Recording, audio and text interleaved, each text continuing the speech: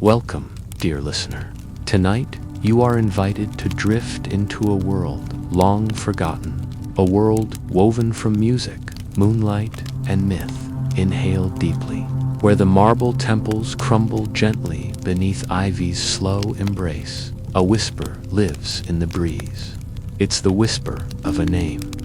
His fingers summoned symphonies. There's a brook nearby, murmuring secrets to the mossy stones. You're lying in soft grass, the scent of wild thyme drifting around you. Overhead, constellations turn slowly. The night is gentle. His voice spun gold in the air, each note dropping like dew into the silence. That is the music of Orpheus. That is the sound of a love so deep it moved even the underworld to mercy. The gods themselves stilled their feasts to hear him. Animals, men, even the very stones paused in his presence. But this is not merely a story of a musician. This is a story of love, of longing, of a single glance that changed everything. Orpheus, feel your chest rise and fall like the tides of a calm sea. With each breath, you let go the day of worries, of expectations. There is nothing to do now but listen and drift. The ancient world is waiting. Or keep them half open, watching the shadows flicker. Let the quiet guide you, for in the folds of time, in the hush between heartbeats, our story begins. Let your thoughts settle like soft leaves on a still pond. When gods still walked among mortals, and the veil between life and death was thinner than mist, a boy was born beneath a pale moon. His name was Orpheus. The night is quiet, and the stars above shimmer like ancient eyes watching over a sleeping world. Let your breathing slow. Beyond the groves of olive and fig, he was a man unlike any other. Before this tale unfolds, let us settle even further. Picture a starlit meadow in the hills of Thrace. A soft lyre plays in the distance. Now, close your eyes. Long ago, when the world was younger, Orpheus was born in Thrace, a land of endless hills and silver rivers where dawn stretched golden across wide skies. His mother was Calliope, the muse of epic poetry, known for her voice that could tame thunder. His father, some say, a mortal king. As a child, he tapped rhythms on stone and hummed melodies to the wind. Birds would answer him, chirping in harmony. Streams gurgled sweeter when he dipped his toes in. Even the olive trees seemed to sway with a rhythm only he could hear. Others whisper the name Apollo placed in Orpheus, a gift unlike any the world had known, that he wandered through a glade alive with fireflies. The hush of twilight held its breath in there. Among the wildflowers, he saw her. From the moment he could grasp, Orpheus reached for sound. When he was just a boy, Apollo, the radiant god of light and music, placed a lyre in his hands. It shimmered in the sun, strung with silver threads. He wandered from village to village, never seeking riches or praise. His music, though perfect, had no one to share it with. The nights grew quiet. He would play beneath the stars, each note a whisper of yearning. Somewhere, he believed, there was a soul who would understand his song, a heart whose beat matched the rhythm of his own. In a land torn by storms and squabbles, he brought peace. Quarrels faded with the strum of his lyre. Wild beasts lowered their heads and curled into sleep. Rain paused to listen. The wind danced softer. The moment Orpheus touched it, the world seemed to hold its breath. A single note floated into the air, and time bent around it. That note never truly stopped, echoed gently in the corners of the world. Orpheus grew, and with him his music deepened, and yet, even surrounded by beauty, Orpheus felt the ache of solitude. It was on one of these dusky evenings, as the air turned lavender and the sun kissed the hills goodbye, Eurydice. She stood with bare feet nestled in moss, her hair spilling like dusk down her back. Her eyes, wide and wondering, caught the fading light and held it. Around her, the forest leaned closer, hushed by her stillness. She did not move, not at first. She simply listened. Orpheus had been playing absent-mindedly, lost in thought beneath a willow tree. His fingers brushed the strings like a breeze brushes wheat. But when he looked up and saw her Eurydice, the melody stopped, as if the world had waited for this moment, holding its breath. Orpheus would play, and Eurydice would sit with her knees tucked beneath her, listening with eyes half closed. Sometimes she would dance barefoot among the ferns, her movements matching the music as if it flowed from within her. She was no queen, not for crowds, not for praise, just for her. She was a nymph of the forest born from trees and earth and streams, truly, gently, deeply happy. And in that happiness, the world found balance. The sun rose softer, the winds carried warmth, birds sang in harmony. It was a peace too rare, too bright, but in the simplest way, sitting beside a river, watching dragonflies skim the surface. He turned to her, his lyre resting in his lap, and whispered the question like a prayer. Orpheus's music wove through the trees, a golden thread tying soul to soul, earth to heaven. She answered with a smile and a nod, her eyes reflecting the sky. She reminded him of stillness, of the music that lives in silence. The trees leaned in, their leaves rustling, a soft hymn. Even the gods, it is said, turned their eyes briefly toward the earth to witness the joy of two hearts made whole. Together they would walk beneath olive trees, her fingers brushing bark as he hummed beside her. They would lie in meadows until the stars appeared, telling stories and tracing constellations. But to Orpheus, she was everything the gods had never given him. Warmth, grounding, laughter that came like bird song in spring. For the first time, he found no need for music. Her presence filled the space where his song had been. They spoke of nothing at all and everything at once. Orpheus brought her to the villages, hand in hand. The people who once wept at his songs now smiled at the joy they saw between them. His melodies shifted. Where once they had been aching and wide, now they were soft and golden, curling like smoke from a hearth. The sound of the brook, the way fireflies blinked in rhythm, the scent of rain on dry bark. It was not conversation, it was communion. They stood in silence, a silence not of absence, but of recognition. Eurydice was not a goddess. Their first words to one another were soft and hesitant, like sunlight filtering through leaves. They met again the next day and the next, always at twilight, in that same glade.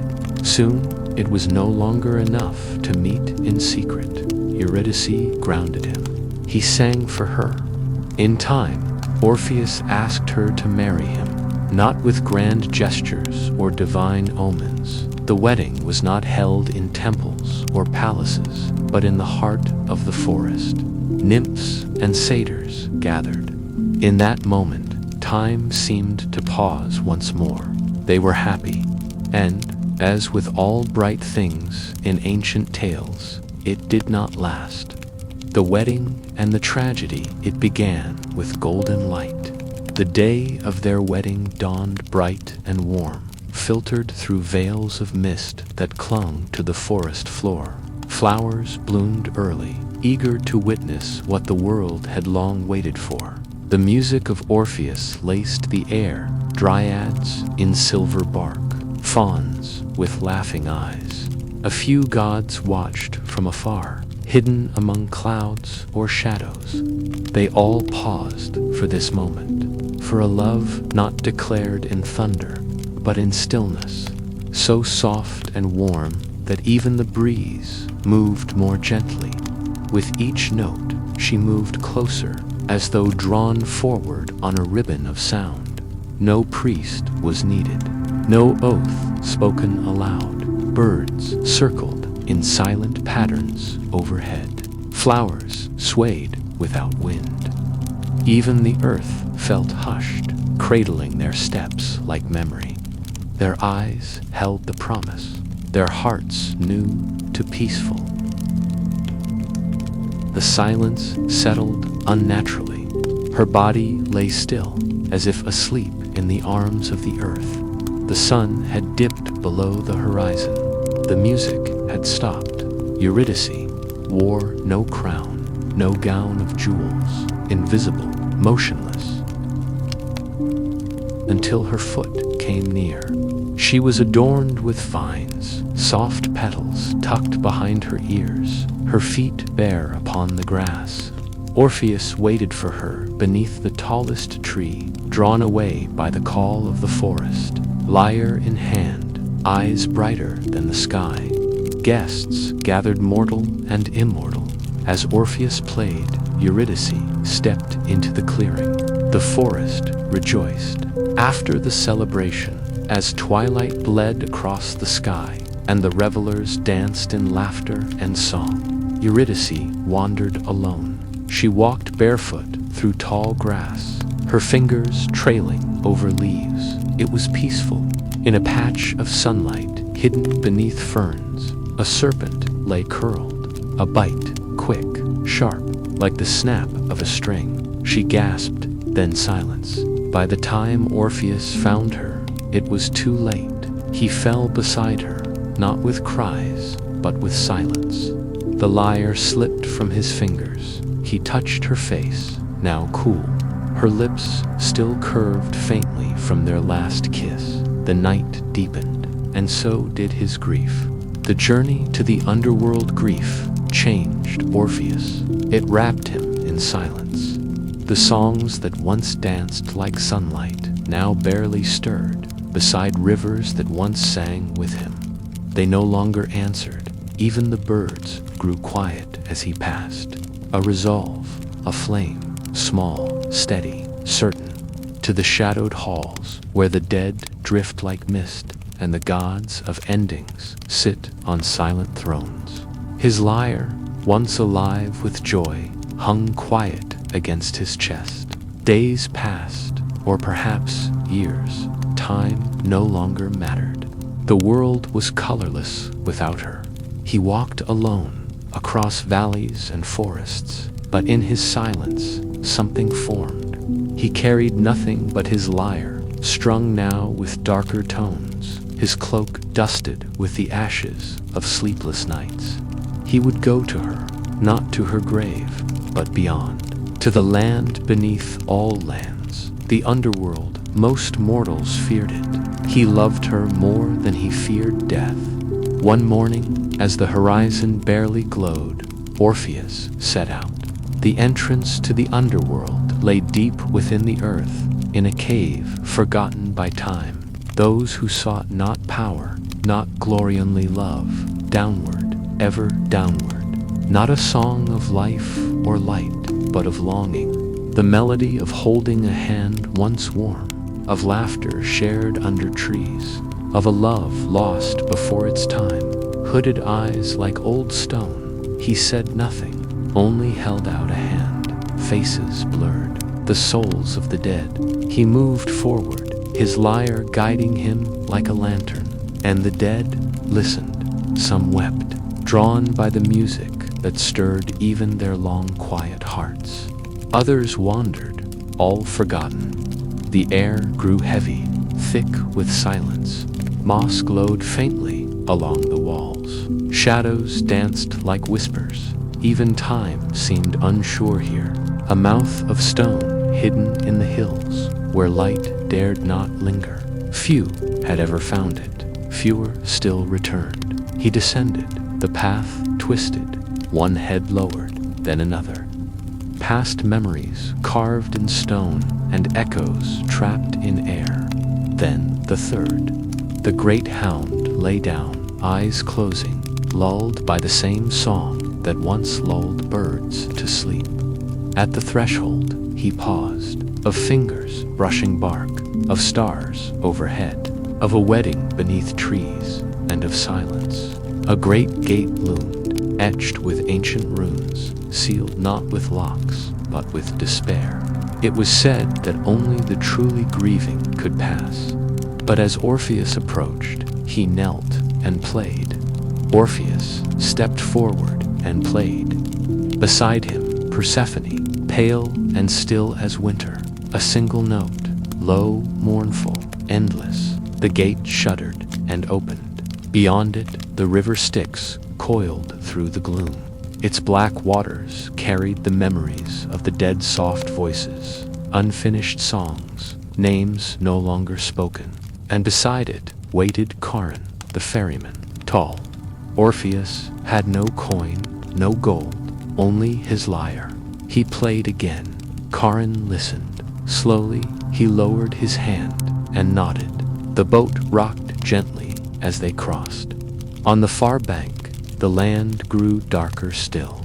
Shapes drifted, barely formed. Orpheus walked among them. He did not flinch when ghosts brushed past. He did not stop when wails rose around him.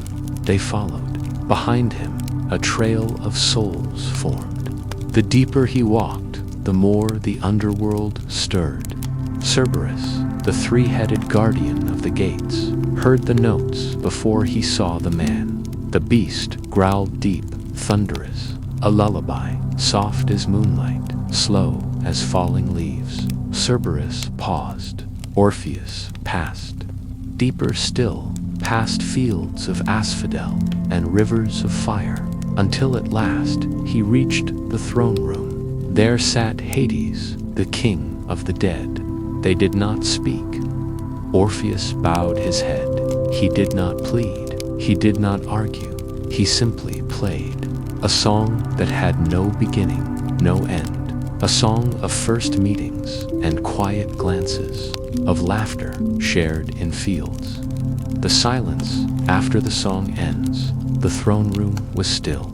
Even the Furies wept. When the last note faded, Orpheus looked up, and Hades spoke.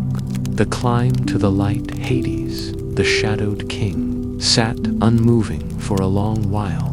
The silence in the hall was deeper than silence. It was the pause between heartbeats, the hush before the first snowfall. His voice did not thunder. It was quiet, like stone cracking slowly under ice. Persephone's eyes, like winter fields, studied Orpheus, and something soft passed between them, something ancient and understanding. Then Hades spoke. "You may take her," he said, "but only under one condition." Orpheus stood, still and waiting. He did not speak. He only turned, gently placed his lyre over his shoulder, and began the journey upward. "She will walk behind you," Hades continued. "You must not look back to see her face, to be sure." But the memory of Hades' warning pulsed through him like a heartbeat. "Not once, until you both have reached the upper world. If you turn before that final step, she will return to me forever." The words settled like dust, the quiet strength in her silence. Every image shimmered in his mind like ripples on a pond. But still, he did not look. Orpheus nodded. Behind him, he heard footsteps, soft, deliberate, familiar. Eurydice, she was there. The surface, the world of the living.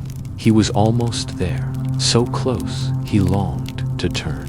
The path was narrow, carved in shadow. The air grew warmer with each step, but still he could not see the light. Behind him, her steps were steady, or so he hoped. He played no music now. The silence was heavy, but necessary. Each step was a verse, each breath a measure.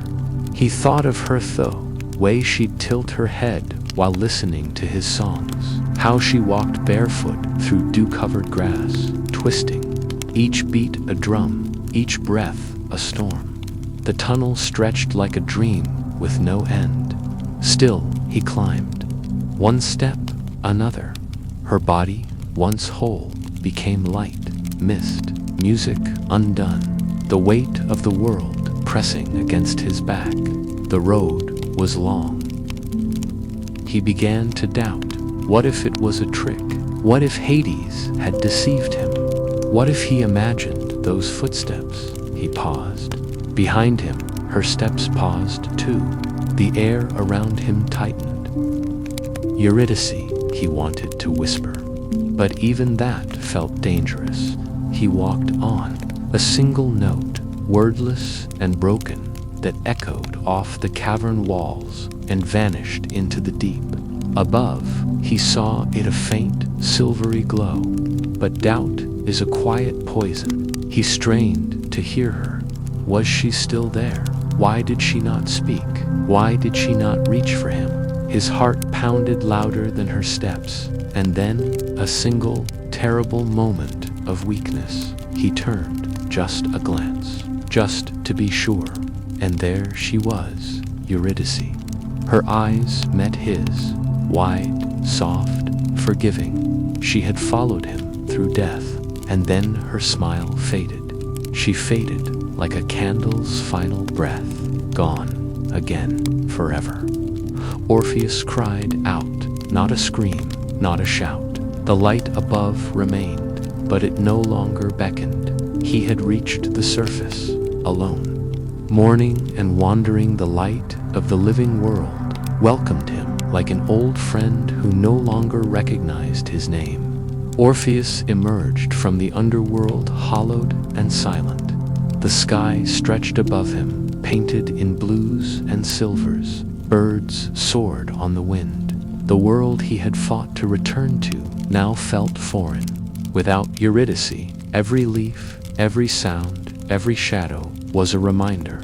Now, his lyre hung silent at his back. His fingers, once so alive with music, had forgotten the way. The trees whispered to one another, but none of it reached him. He stood at the cave's edge for a long time, his eyes open but unseeing. He wandered. Across hills once filled with songs, through meadows where he used to play, past streams that once danced to his melodies. People watched him pass, recognizing the one's great bard. They whispered, offered food, a bed, kind words. But Orpheus did not speak. He nodded, gently, gratefully, but kept walking. He walked to remember and to forget. At night, he would sleep beneath the stars, staring at constellations they once traced together.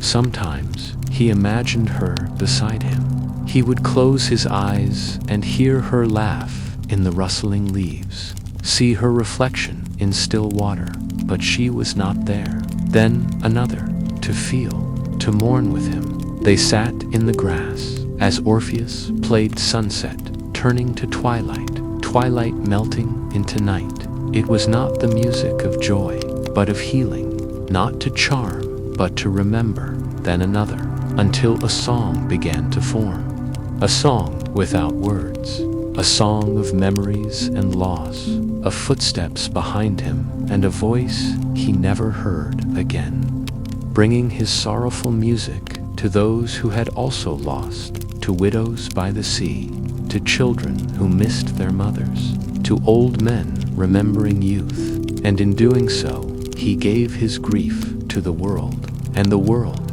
in turn, gave him peace.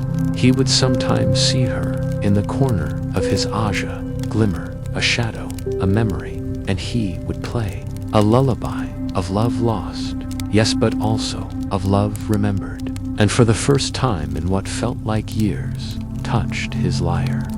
The music within him was buried deep, behind walls built from grief. Seasons turned, the world moved forward, but Orpheus remained unchanged. Animals still approached him. Deer would nestle near as he rested. Birds would perch quietly on branches above, waiting, but no song came. Still, he wandered. One day, he came upon a field of wildflowers, tall, golden, swaying. He sat in their midst, closed his eyes. He strummed a single chord. The sound was fragile, like the first light after a storm. The music did not dance, it wept, but it was music. Villagers heard it, but to listen, he did not notice them. He played for her. From that day, the music returned slowly, carefully, like a wounded animal peeking from a den. He wandered still, but now with purpose. He began to smile, not often, not brightly, but enough. At dusk, when the sky turned gold. The wisdom of the forest, as the seasons turned like pages in an ancient book. Orpheus wandered farther than he ever had before. The valleys gave way to mountains, and the gentle hills of Thrace faded behind him like the echo of a forgotten song. The trees were vast, their trunks as wide as temples, their roots burrowed deep into the bones of the earth. Moss blanketed every surface like a sacred hush, and the air shimmered with the scent of pine and rain. He was older now, not in years, but in silence. His eyes had seen what most never dared imagine. And though his music had returned, it carried the hush of the underworld in its notes. One evening, as dusk painted the sky in amber and violet, Orpheus entered a forest older than time. He felt drawn to this place. There were no paths here, only instinct guided him, as though some unseen presence walked beside him, whispering through the leaves.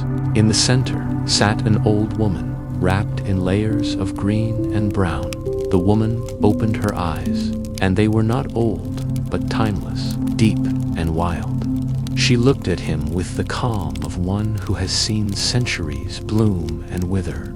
Her eyes closed, her hands resting on the earth. She seemed a part of the forest itself.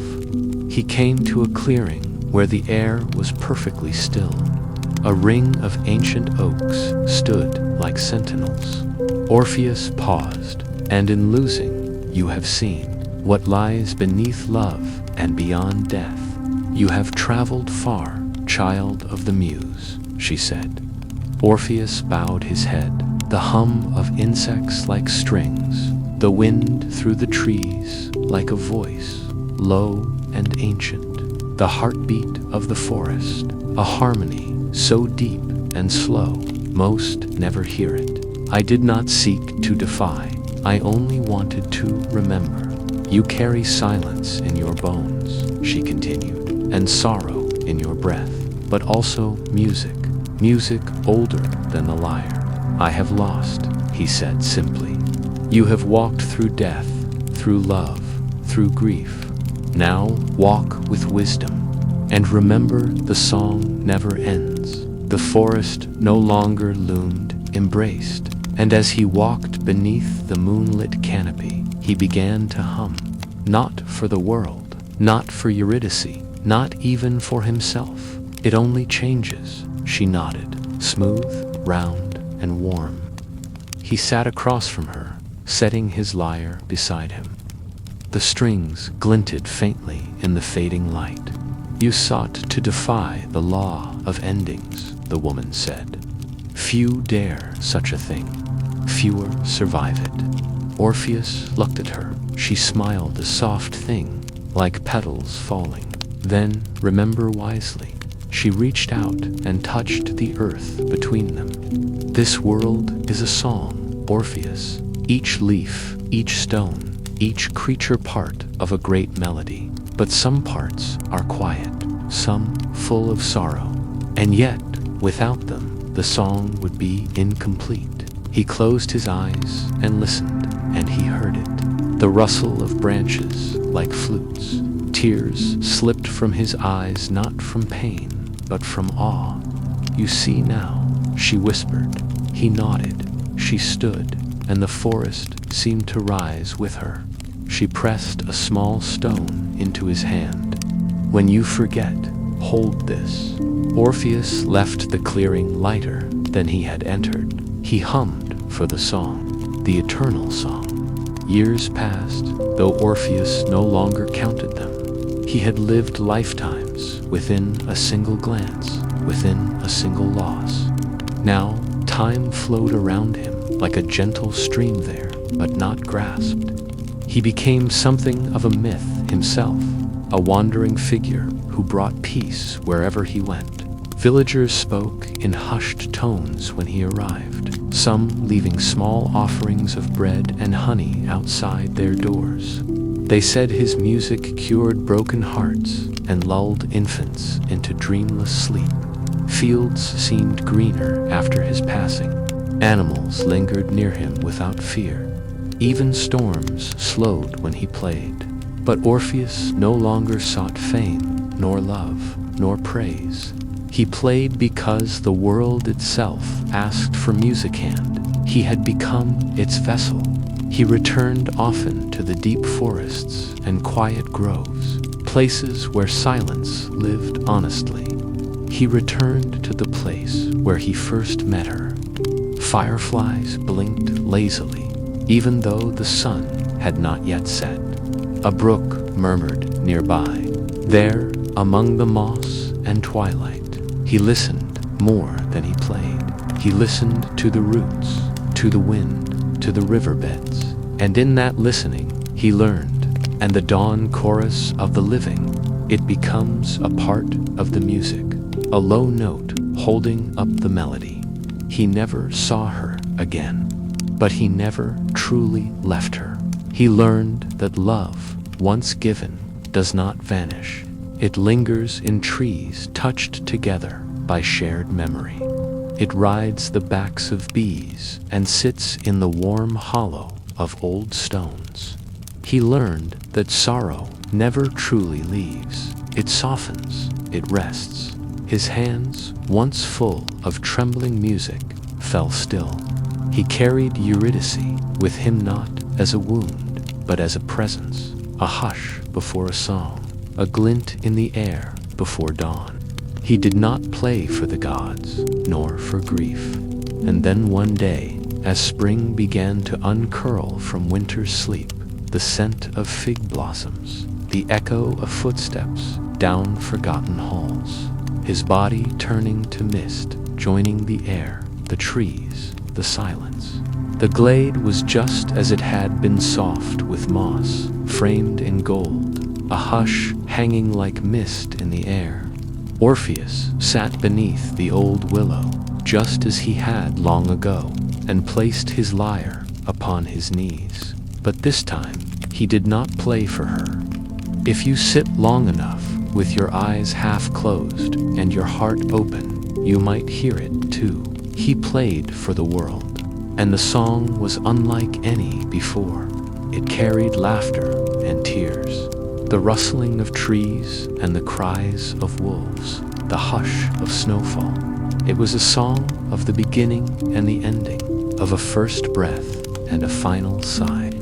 It held the silence of the underworld. The glade listened. So did the stars, peeking through the soft sky. So did the wind. So did time itself. And when the last note faded long golden, complete, Orpheus closed his eyes and smiled. He leaned back against the roots of the willow, the lyre resting across his chest. The forest hushed. Leaves held their breath. Some say he passed from this world in that moment. Others say he simply disappeared. But in every place where his music had once lingered, people noticed something. A softer dawn, a gentler rain, a memory stirred in dreams, a quiet joy that could not be named. And in the deepest groves, beneath the ancient trees, that final song, still playing, not ending, just changing. sleepy closing and reflection. And so, dear listener, the tale of Orpheus drifts to a close like a leaf carried downstream, gentle and inevitable. You've journeyed far tonight, from the golden hills of Thrace to the shadowed gates of the underworld. Through love found and love lost, through music born of both joy and sorrow. A journey not only of myth and memory, but of the heart. Orpheus was never just a man with a lyre. He was the echo of longing, the shape of devotion, the proof that true love sings, even in silence. His story, like all great myths, is not meant to be solved or explained. It is meant to be felt, to be carried in the quiet parts of ourselves, to remind us that beauty and sadness often walk hand in hand, that music can mend what words cannot, that love, once given, leaves a mark deeper than stone. Now, as you lie there, wrapped in quiet and shadow, let the story settle around you like mist. Feel the softness of your pillow beneath you, the gentle rise and fall of your breath. Let your limbs grow heavier. The world outside fades. Only the memory of music remains. Perhaps you hear it very faintly now, a plucked string, a drifting note, not from Orpheus, not from the past, but from within, because all of us, in some way, carry a lyre inside us. All of us hold songs waiting to be played, some joyful, some aching, some yet to be sung. And tonight, in stillness, they stir. Let your mind float, weightless, like a feather in twilight air. Let your thoughts grow quieter, like fireflies blinking out one by one. There is no need to remember all the details. The river Styx, the song before the throne, the look that turned fate. They can rest now, tucked in the folds of sleep. You are safe here, surrounded by stars, held by the hush of myth. You may return to this place whenever you like. This forest glade, this gentle story, this music that knows your name. Just close your eyes, slow your breath, and listen. Sleep is near now. Let it come like a tide, soft, certain, complete. Good night, dreamer, and may your dreams tonight be laced with melody, with starlight, and with love that never fades. After the winds of sorrow passed, and the silence returned to the earth, Orpheus remained, a quiet figure moving through the world, no longer a man of music, but a man of memory. His lyre, once strung with golden threads, now sang only to the stars. He wandered far beyond the forests of Thrace, into lands where even his name was unknown. The mountains knew him, though. The rivers remembered, and the sky, vast and endless, watched over him with silent compassion. Each night, Orpheus looked upward. The constellations became his companions. He traced their shapes with tired Isaurian, Cassiopeia, Lyra. It was Lyra, the one shaped like his beloved instrument, that held his gaze. He believed, or perhaps only hoped, that the gods had placed it there for him. A reminder, a reward, a promise. He lay on mossy stones, cloaked in starlight, and played for them quietly, not for crowds, not for gods, but for her. The stars listened, they always did. Sometimes, when sleep crept close, he would hear her laughter in the wind, or feel the soft brush of her hand in the rustling leaves. He knew it could be only memory, but even memory was a kind of presence. One evening, as twilight bathed the earth in lavender and gold, he played a song unlike any before. It was not of longing or loss, but of gratitude for having known her, for having loved her, for the brief, golden eternity they shared beneath the olive trees. The music rose and spiraled into the sky, The stars seemed to shimmer more brightly, their light pulsing gently in time with his melody.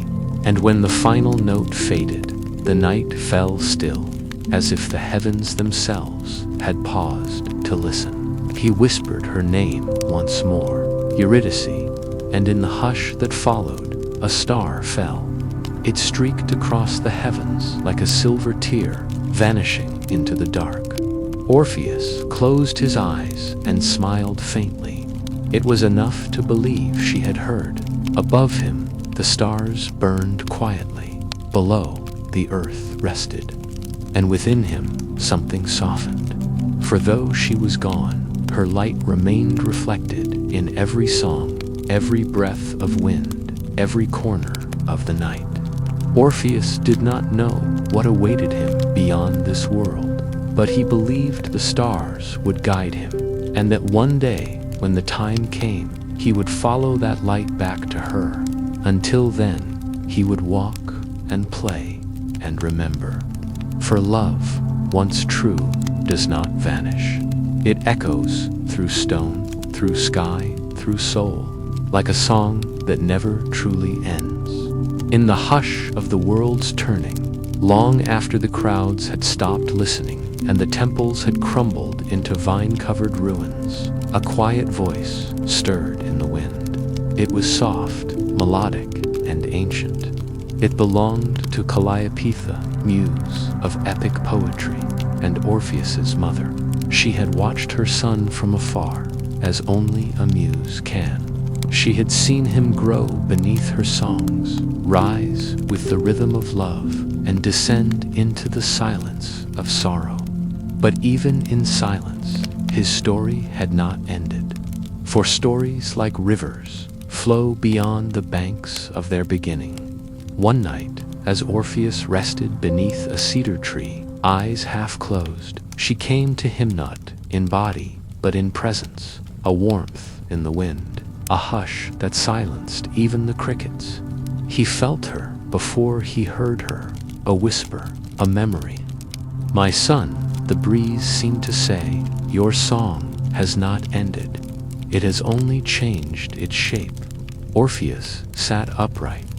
He looked into the forest, now bathed in silver moonlight. Shadows swayed like dancers. The leaves rustled softly, like pages turning in a forgotten book. "You gave the world beauty," she said. Her voice carried on the air. "Even in your sorrow, you taught them tenderness. But now, a new chapter waits." He did not answer, but he listened, the way he always had as a child when he'd sat at her feet, wide-eyed, listening to her poems that shaped the stars. Calliope's voice continued, woven with wind and memory. "The gods hear you still. The earth listens. Your love, your loss, it lives in the hearts of those who come after. Let them know it. Let your story echo." Orpheus looked to his lyre, resting against the grass. It had grown weathered from his travels, the wood pale and worn smooth by his touch. He picked it up gently, as one lifts a sleeping bird, and ran his fingers across its strings. A low, shimmering sound answered, not the bright tones of youth, nor the dark chords of grief. Something in between, something truer. Calliope's voice smiled through the air.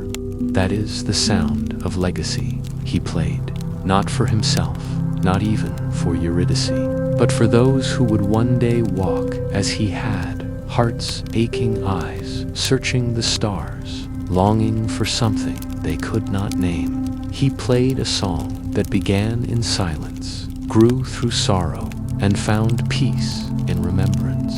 The trees leaned closer. The animals in the woods gathered quietly. Even the stones seemed to hum with his music. And far away, in places Orpheus would never see, new poets stirred from sleep.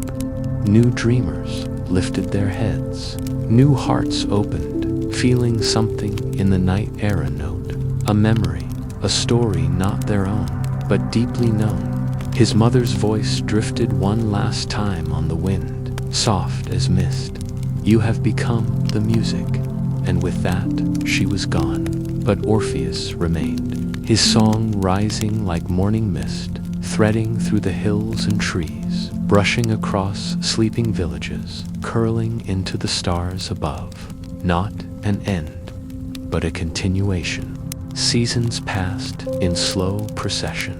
Winter came and went like a sigh, its hush giving way to whispers of warmth. Beneath snow-laced branches, new buds pressed forward. Streams once stilled by frost now murmured again, and the air carried the scent of new beginnings. Spring had returned to the world, and with it something stirred in Orpheus. He had wandered far in his silence through valleys of shadow and across sunlit glades, over mountains where the air tasted of stars, always with his lyre by his side, always listening to the world around him. But now the earth hummed in a new key. Birds called to one another with fresh melodies. Even the flowers seemed to sway in time with an unseen rhythm. He stood one morning on the edge of a riverbank where wild irises bloomed and dragonflies skimmed the water. A breeze lifted the hem of his cloak, and he felt it not just as wind, but as invitation. The world was changing, growing, healing. The villagers nearby, who once remembered him only in song, began to speak of a traveler who brought peace with him, a man who played to the sky and stilled storms, who sat with the grieving and offered no answers, only presence and music. They no longer called him Orpheus, the mourner. Now they whispered, Orpheus, the gentle, Orpheus, the rooted, the one who returned. And yet, even as spring unfurled around him, Orpheus still carried a quiet ache. Love like his does not disappear with time, it transforms. The sharpness of loss had softened, worn smooth like a river stone, but Eurydice remained part of every note he played, every breeze that kissed his cheek, every star he followed at night. One dusk, as golden light spilled like honey across the meadows, he found himself once again at the place where he had first seen her. The same willow tree stood tall, its branches heavy with new leaves. Beneath it, the grass grew thick and soft. He sat, lyre in hand. He did not play right away. He waited, the way one waits for an old friend who may or may not come, and then he played. Not the song of grief, not the lament of what was lost, but a new song, one that remembered without aching, one that honored what had been and welcomed what could still be. The song told of love blooming like spring, of laughter shared in shade, of eyes meeting beneath twilight skies. It told of loss, yes, but also of grace, of endurance, of beauty found in the quiet places. And as the final note drifted upward, carried on the warm air like pollen, Orpheus smiled. He did not need to look behind him this time. He knew somewhere, somehow Eurydice was listening. Night settles like a silken veil across the world. Stars shimmer in silence, ancient and wise, as if they remember everything that ever was. Among them, one star flickers with a rhythm not unlike a heartbeat, a quiet, pulsing memory of a song once sung in the shadow of grief and the glow of love. Some say Orpheus became that star. Others believe his soul drifted beyond time itself, where no sorrow could follow, no shadow could cling. A place not of endings, but of ever becoming. And in that timeless place, he plays still. Not with a lyre of strings and wood, but with the very fabric of memory, with light and silence, with the space between dreams. His music is no longer bound by sound. It lives in the rustle of leaves, in a midnight grove, in the hush that follows a lover's touch, in the tears that fall, not from pain, but from beauty too great to bear. Orpheus has become the music. He is the whisper that calms a restless heart, the echo of hope in a quiet soul, the gentle tug that draws a tear when a long-lost memory returns. He is the story retold at every fire, the lullaby that lingers after sleep has claimed the child. His song loops endlessly through time, soft, healing, eternal. Even Hades, deep in the underworld, hears it still. And sometimes, when the shadows grow too cold, he closes his eyes and remembers, not the plea, not the bargain, but the melody. And Persephone smiles, for even in death, love has left a light, back on the earth, in every grove and glen. In the hush before dawn, the story lives. A young bard sings by the river. An old woman hums a tune while tending herbs. A child dreams of a man who walked through death for Lovend, whose music outlasted silence. And in your heart, even now, something stirs. A note you didn't know was waiting. A thread you feel pulling gently through the stars. You may not know the words, you may not remember the melody, but part of you knows the song, because it is your story too. The story of love that dares, of grief that transforms, of silence that listens, and of music that never ends. Now rest, gentle listener. Let the song carry you. Let your breath slow. Let the stars spin quietly above. For Orpheus is still playing, and you are part of his song forever. The moon had waxed and waned many times since Orpheus first sang his grief into the wind. Seasons had folded into one another like the pages of an old book, soft with use. The world moved forward, and yet something of Orpheus remained unchanged, not in the way of sorrow, but in the way of a tree that stands through every storm, rooted, quiet, alive. He became part of the landscape, like the rivers, the hills, the stars above.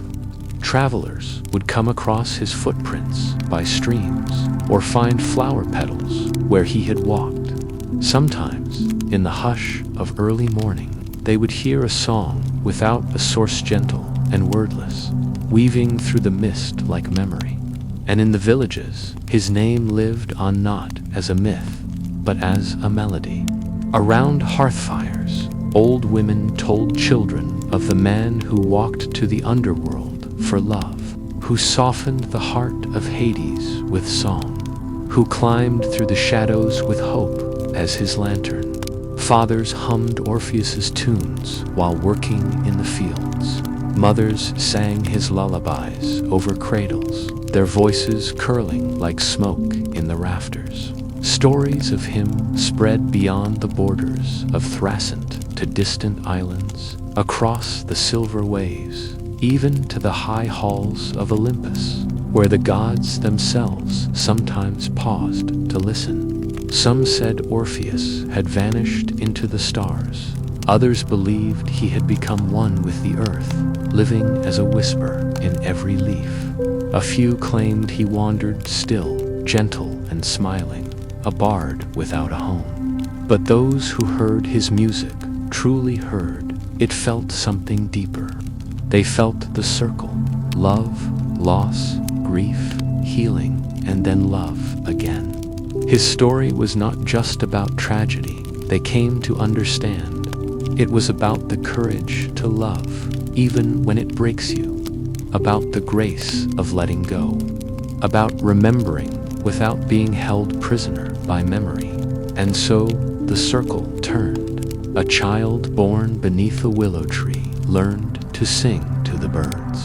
A woman who had lost her beloved found peace under starlight with Orpheus' melody on her lips. A poet, lost in the silence of his own mind, heard a song in his dreams and began to write again.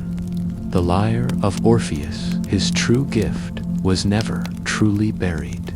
It lived in every hand that reached for beauty, in every voice that dared to speak gently into a harsh world, in every story whispered before sleep.